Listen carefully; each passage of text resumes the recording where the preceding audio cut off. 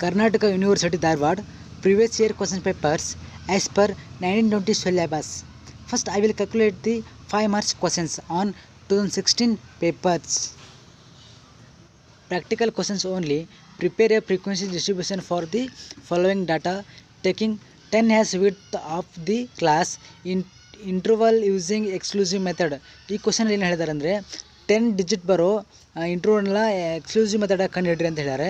ಈ question ಕೊಟ್ಟಿರೋಂಥ box ಒಳಗೆ ಸಂಖ್ಯೆ ಒಳಗೆ ನಾವು ಲೋವೆಸ್ಟ್ ಯಾವುದು ಮತ್ತು ಹೈಯೆಸ್ಟ್ ಯಾವುದನ್ನು ಕಂಡುಹಿಡಿಬೇಕು. ಆನಂತರ ನಮಗೆ ಲೆಕ್ಕ ಗೊತ್ತಾಗುತ್ತೆ. ಕ್ಲಾಸ್ ಇಂಟರ್ವಲ್ನ ಕಂಡುಹಿಡಬೇಕು. ಸ್ಟ್ಯಾಟಲ್ಲಿ ಇನ್ಕ್ಲೂಸಿವ್ ಕ್ಲಾಸ್ ಅಂದರೆ ಏನು, ಎಕ್ಸ್ಕ್ಲೂಸಿವ್ ಕ್ಲಾಸ್ ಅಂದರೆ ಗೊತ್ತಿರಬೇಕು. ಮೇನಾಗಿ ಇನ್ಕ್ಲೂಸಿವ್ ಕ್ಲಾಸ್ ಅಂದರೆ 10 to 19 ನೆಕ್ಸ್ಟು ಒಂದನ್ನ ಆ್ಯಡ್ ಮಾಡಬೇಕು ಅಂದ್ರೆ 20 ಬರುತ್ತೆ. 20ಇಂದ 29, 29ಗೆ ಒಂದು ಆ್ಯಡ್ ಮಾಡಿದ್ರೆ 30 ಆಗುತ್ತೆ. 30ಇಂದ 39, 39ಗೆ ಒಂದು ಕೂಡಿಸಿದ್ರೆ 40, 49ಗೆ ಒಂದು ಕೂಡಿಸಿದ್ರೆ 49. ಅದೇ ಥರ ಈಗ ಇನ್ಕ್ಲೂಸಿವ್ ಕ್ಲಾಸ್ ಬಂದರೆ 10 to 20 ಅಲ್ಲಿ ಆ್ಯಡ್ ಮಾಡೋಂಗಿಲ್ಲ, ಸಮಯ ಹೇಗಿದೆ ಹಾಗೆ ಬರಬೇಕು. 20ಇಂದ 20 30, 30 to 40, 40ಇಂದ 50 ಹೀಗೆ ರಿಪೀಟ್ ಆದರೆ ಅದಕ್ಕೆ ಇನ್ಕ್ಲೂಸಿವ್ ಕ್ಲಾಸ್ ಅಂತ ಕರೀತಾರೆ. ಇದರಲ್ಲಿ ರಿಪೀಟ್ ಆಗಿರೋದಿಲ್ಲ, ಇನ್ಕ್ಲೂಸಿವ್ ಕ್ಲಾಸಲ್ಲಿ ರಿಪೀಟ್ ಆಗಿರೋದಿಲ್ಲ.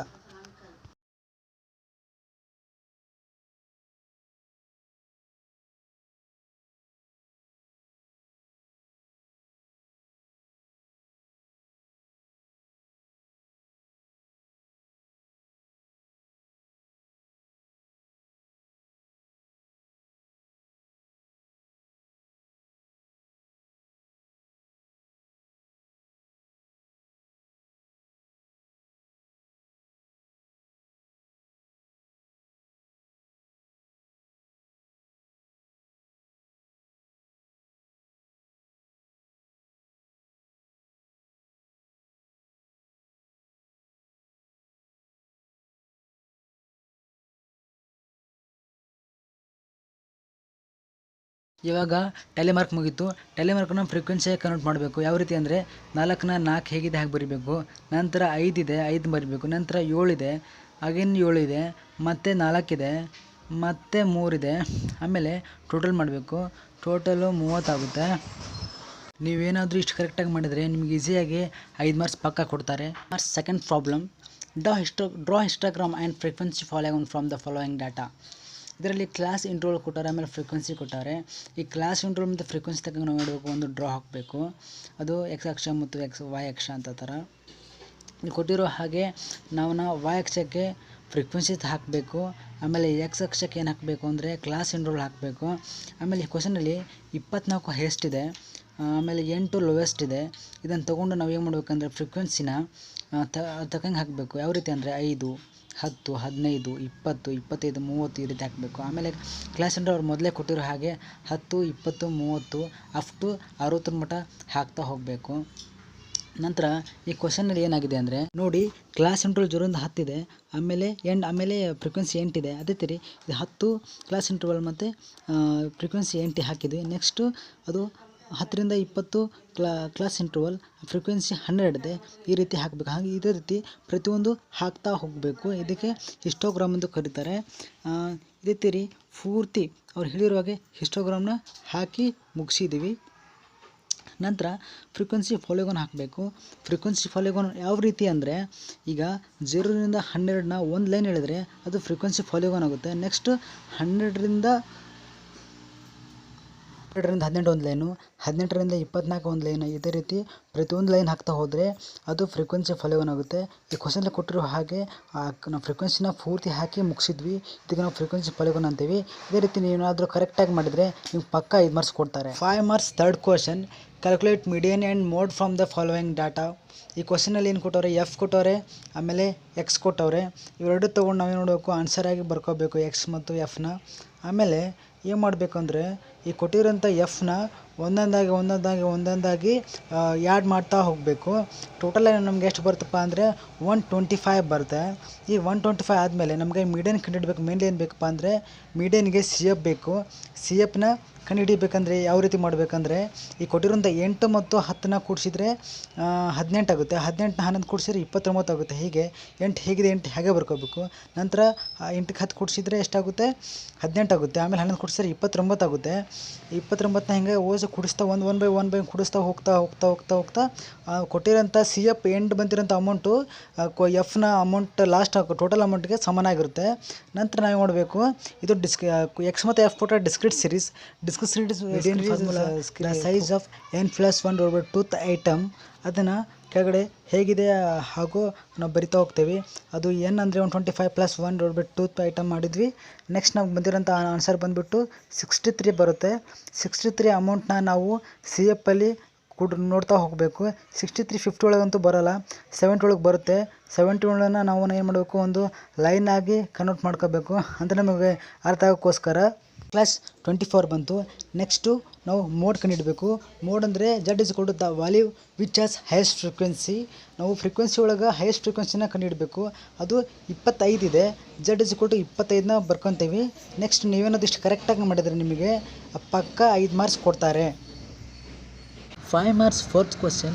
Mean wage of ₹60 workers working in a factory is ₹40 and mean wage of ₹40 workers in another factory is ₹35.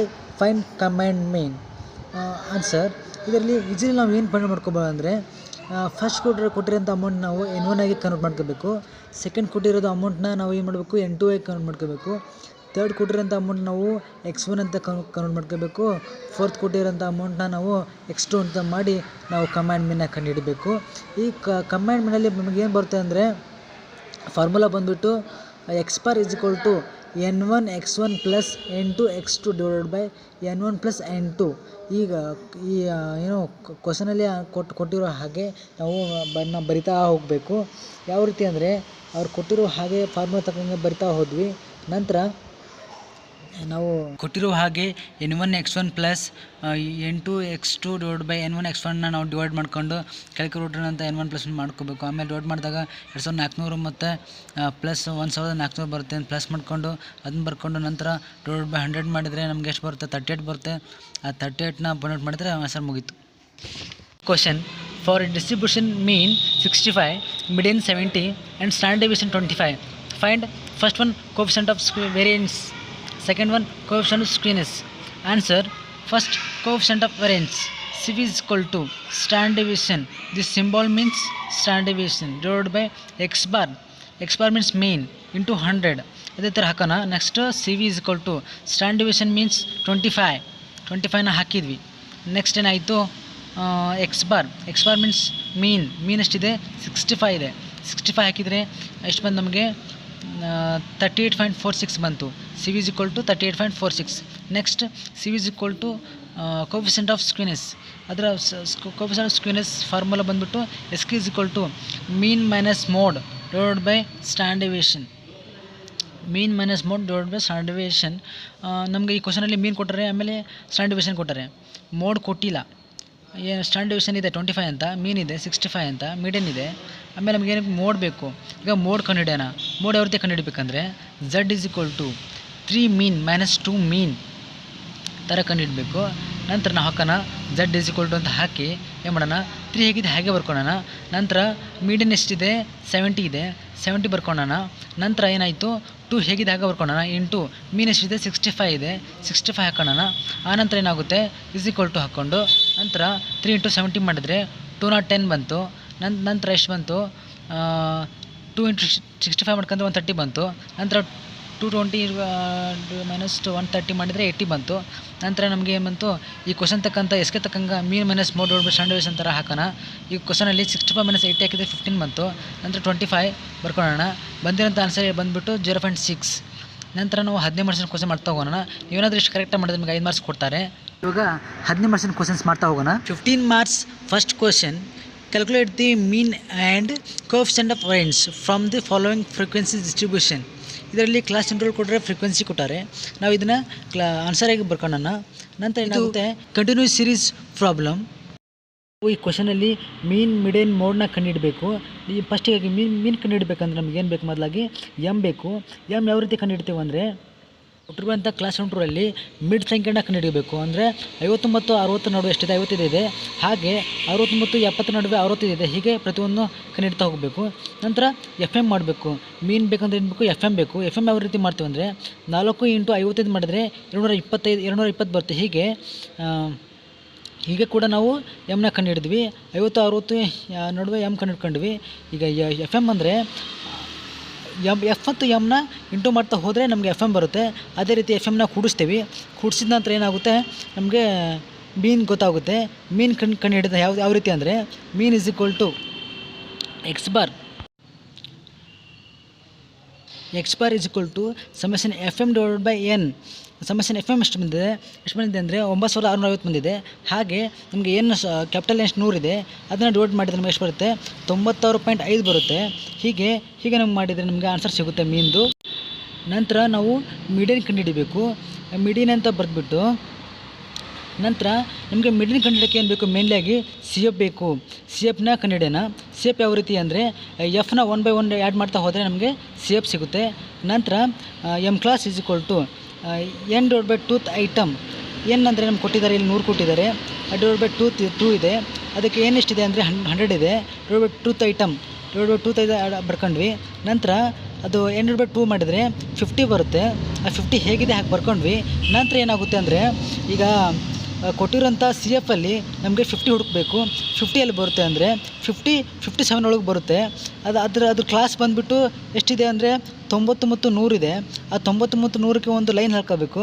ಆ ಲೈನ್ ಹೇಳ್ಕೊಂಡ್ಮೇಲೆ ನಾವು ಎಮ್ ಕ್ಲಾಸ್ ಅಂತ ಬರ್ಕೊಂಡು 90 ಮತ್ತು 100 ಅಂತ ಬರ್ಕೋಬೇಕು. ಈಗ ನಾವು ಬರಿತಾ ಇದ್ದೀವಿ. ಎಮ್ ಕ್ಲಾಸ್ = 90 ಮತ್ತು 100 ಅಂತ ಬರ್ತೀವಿ. ಅದೇ ರೀತಿ ನೆಕ್ಸ್ಟ್ ಏನು ಮಾಡ್ತೀವಿ ಅಂದರೆ ಈಗ ಮಿಡನ್ ಕಂಡುಹಿಡಬೇಕು. ಮಿಡನ್ ಫಾರ್ಮುಲಾ ಬಂದುಬಿಟ್ಟು L plus n / 2 minus C F / F. L ಅಂದರೆ 90 ಲೋವರ್ ಲಿಮಿಟು. ಆನಂತರ n / 2 ಅಂದರೆ 50 ಬಂದಿದೆ. ಸಿ ಎಫ್ ಅಂದರೆ ಈಗ ಬಂದಿರೋಂಥ 57 ಮೇಲೆ ಇರುತ್ತಲ್ಲ, ಅದಕ್ಕೆ ನಾವು ಏನಂತೀವಿ, ಸಿ ಎಫ್ ಅಂತ ಕರಿತೀವಿ. ನಂತರ ಎಫ್ ಬಂದುಬಿಟ್ಟು ಫ್ರೀಕ್ವೆನ್ಸಿ 22 ಇದೆ. ಆ 22ನ ಫ್ರೀಕ್ವೆನ್ಸಿಯಾಗಿ ನಾವು ತೊಗೊತೀವಿ. ನಂತರ ಐ ಅಂದರೆ ಈ ಕ್ಲಾಸ್ 1ರಲ್ಲಿ ವಿಡ್ತು 10 ಇದೆ ಮತ್ತು 90 ಮತ್ತು 100 ನಡುವೆ 10 ಇದೆ. ಹಾಗೆ ಪ್ರತಿಯೊಂದು ವಿಡ್ತು 10 ಇರೋದ್ರಿಂದ 10 ಅಂತ ಬರ್ಕೋಬೇಕು. ಆನಂತರ ಕ್ವಶನ್ ತಕ್ಕಂಗೆ ನಾವು ಆನ್ಸರ್ನ ಬರಿತಾ ಹೋಗಬೇಕು.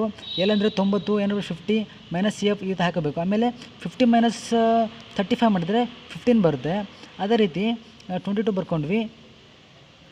ನಂತರ ಏನು ಮಾಡ್ತೀವಿ, 15 - 25 ಮಾಡಿದರೆ 0.6818 ಇದು ಬಂತು. ಇಂಟು 100 ಮಾಡ್ಕೊಂಡ್ರೆ ನಮಗೆ ಎಷ್ಟು ಬರುತ್ತೆ. ಆಮೇಲೆ 90 ಹೀಗೆ ಹಾಕಿ ಬರ್ಕೊಂಡು ಆಮೇಲೆ 6.81 ಬಂತು.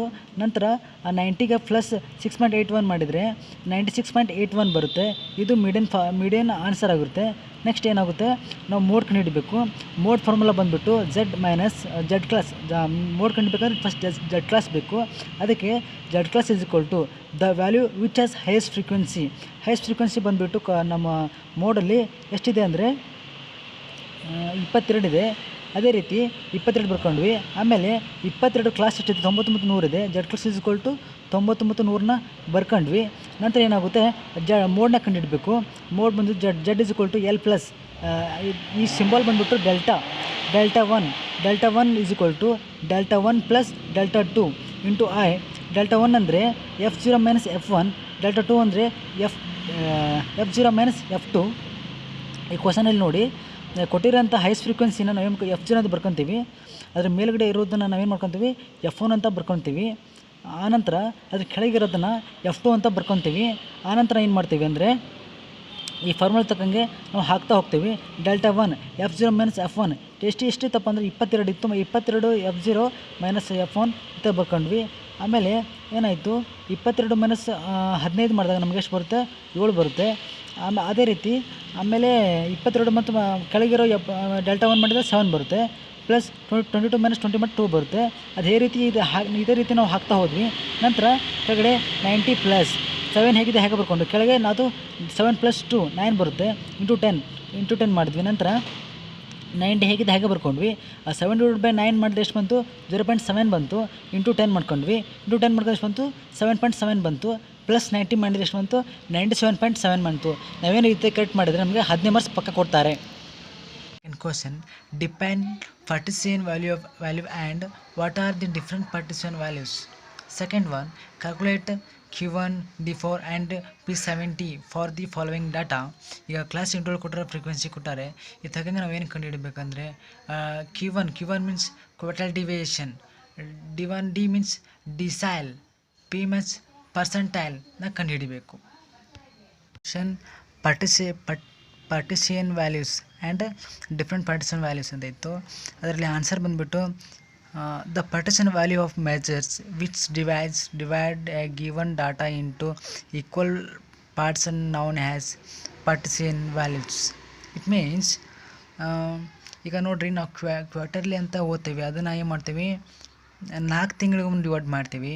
ಈಗ ಡಿಸೈಲ್ ಮಾಡ್ತೀವಿ. ಡಿಸೈಲ್ ಏನು ಮಾಡ್ತೀವಿ ಅಂದರೆ 10 ದಿನಕ್ಕೆ ಒಂದು ಸತಿ ಡಿವೈಡ್ ಮಾಡ್ತೀವಿ. ಈಗ ಪರ್ಸೆಂಟೈಲ್ ಹೆಂಗೆ ಮಾಡ್ತೀವಿ 100ಕ್ಕೆ ಮಾಡ್ತೀವಿ. ಹಾಗೆ ಡಿವೈಡ್ 100 ಮಾಡ್ತೀವಿ.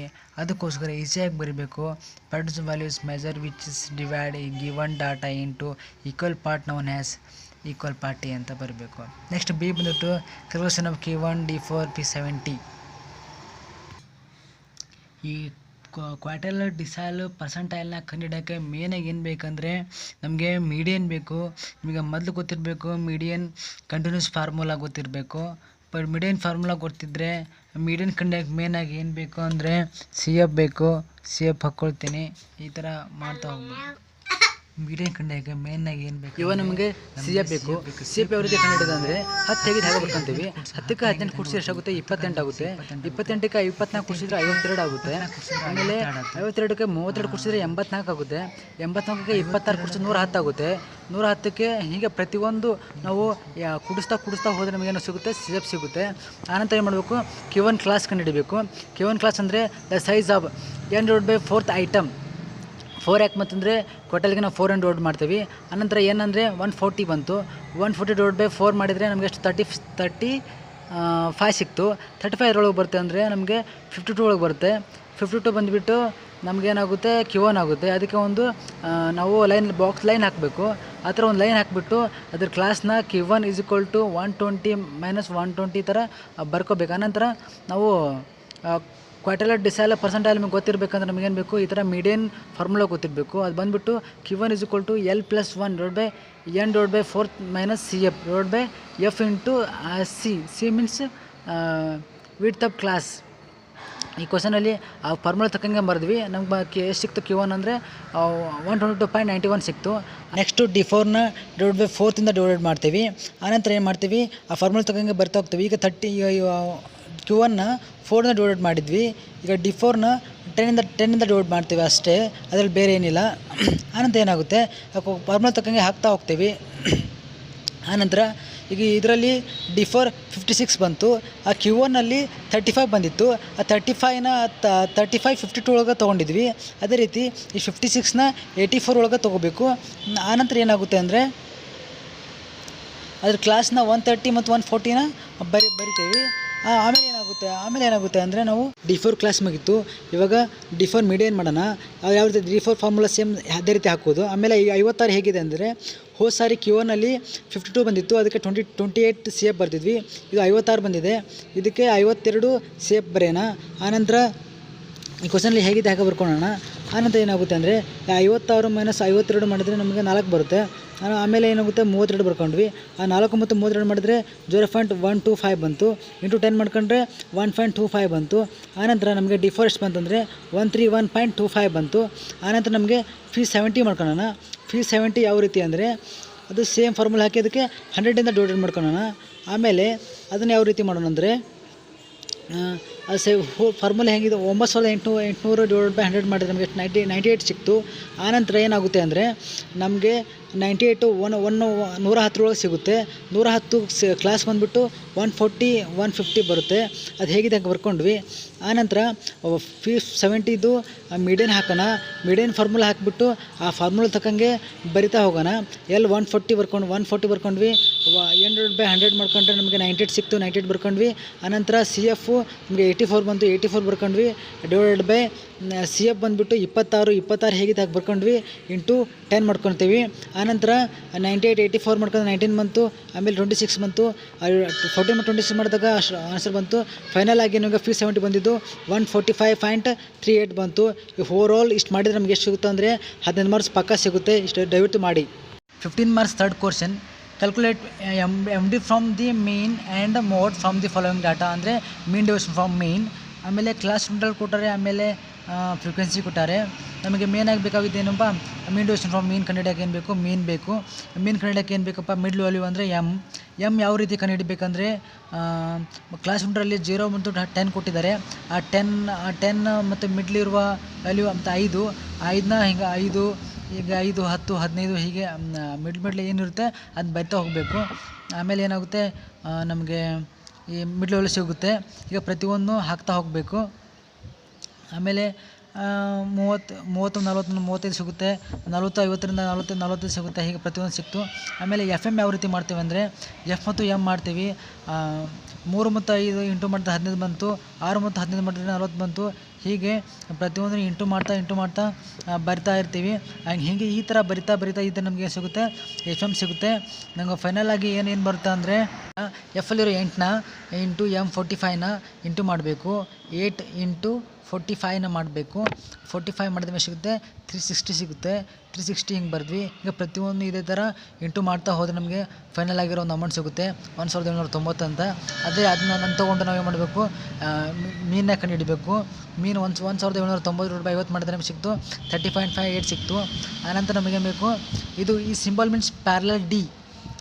ಈ ಸಿಂಬಲ್ ಮೀನ್ಸ್ ಪ್ಯಾರಲಲ್ ಡಿ ಕಂಡುಹಿಡಿದು ಹೆಂಗಂದರೆ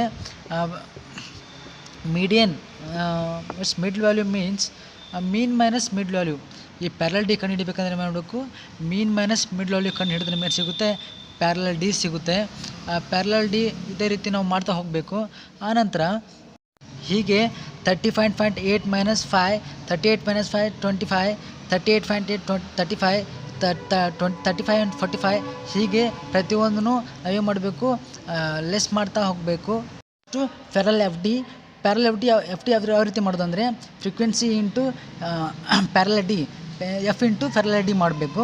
ಆಮೇಲೆ ಪ್ಯಾರಲಲ್ ಎಫ್ ಡಿ ಸಿಗುತ್ತೆ.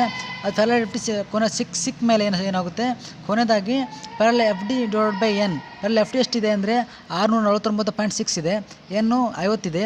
ಇದನ್ನು ಎಮ್ ಡಿ ನಾವು ಏನದು 649.6 ಡಿವೈಡ್ ಬೈ 50 ಹಾಕಿದರೆ ನಮಗೆ ಸಿಗುತ್ತೆ 12.992 ಬಂದರೆ ಅದೇ ಎಮ್ ಡಿ ಆಗುತ್ತೆ.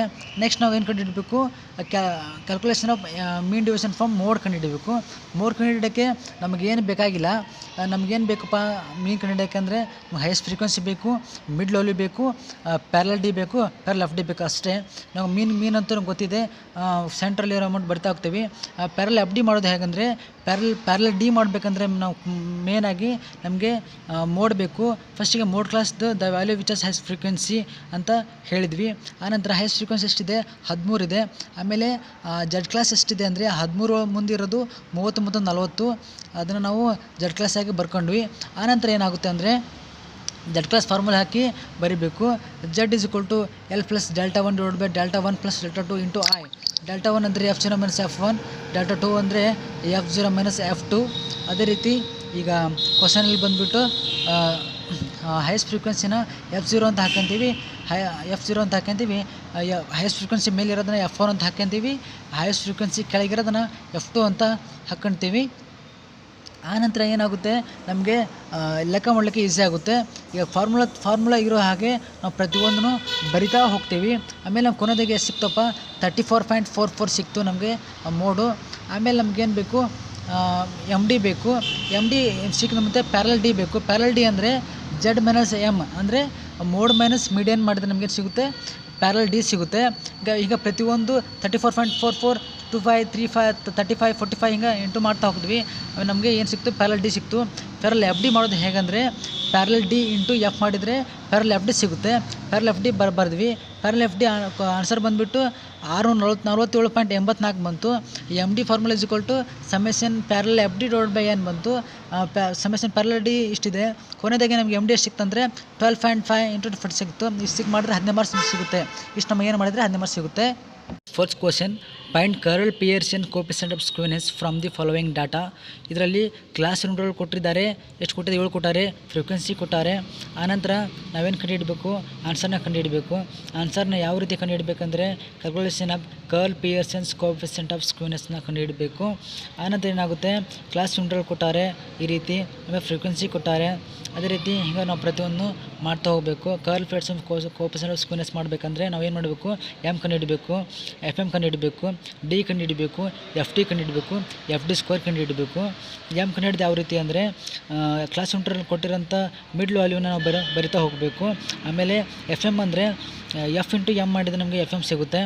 ಆನಂತರ ನಮಗೆ ಡಿ ಕಂಡುಹಿಡಬೇಕಂದ್ರೆ ಅಲ್ಲಿ ನಾವು ಕೊಟ್ಟಿದ್ದಾರೆ, ಸೈಡಿಗೆ ಕೊಟ್ಟಿದ್ದಾರೆ ನೋಡಿ, D is equal to M means mid value, selected item means ನಾವು ಎಮ್ ಒಳಗೆ ಯಾವುದರ ಒಂದು ಲೋಯೆಸ್ಟ್ ವ್ಯಾಲ್ಯೂನ ಕಂಡುಹಿಡಬೇಕು, ಯಾವುದರ ಒಂದು ಲೋಯೆಸ್ಟ್ ವ್ಯಾಲ್ಯೂ ಕಂಡುಹಿಡಬೇಕು. ಆನಂತರ ವಿಡ್ತ್ ಆಫ್ ಕ್ಲಾಸ್ ಮೀನ್ಸ್ ಎರಡು ನಡುವೆ ಇರೋದು 10 ಕ್ಲಾಸ್ ಇಂಟರ್ವಲ್ಲಿ 10 ಕಾಮನ್ ಇದೆ. ಆ 10 ನಾವು ಏನು ಮಾಡ್ತೀವಿ, ವಿಡ್ತ್ ಆಫ್ ಕ್ಲಾಸ್ ಅಂತ ತೊಗೊಳ್ತೀವಿ. 10 ವಿಡ್ತ್ ಆಫ್ ಕ್ಲಾಸ್ ಆಗಿರುತ್ತೆ. ಆನಂತರ ಏನು ಮಾಡ್ತೀವಿ, ಡಿ ಕಂಡುಹಿಡ್ತೀವಿ. ಡಿ ಯಾವಾಗಲೂ 1 2 3 ಬರುತ್ತೆ. ಎಫ್ ಡಿ ಅಂದರೆ ಎಫ್ ಇಂಟು ಡಿ ಮಾಡಿದ್ರೆ ಎಫ್ ಡಿ ಬರುತ್ತೆ, ಎಫ್ ಇಂಟು ಡಿ ಮಾಡಿದ್ರೆ ಎಫ್ ಡಿ ಬರುತ್ತೆ.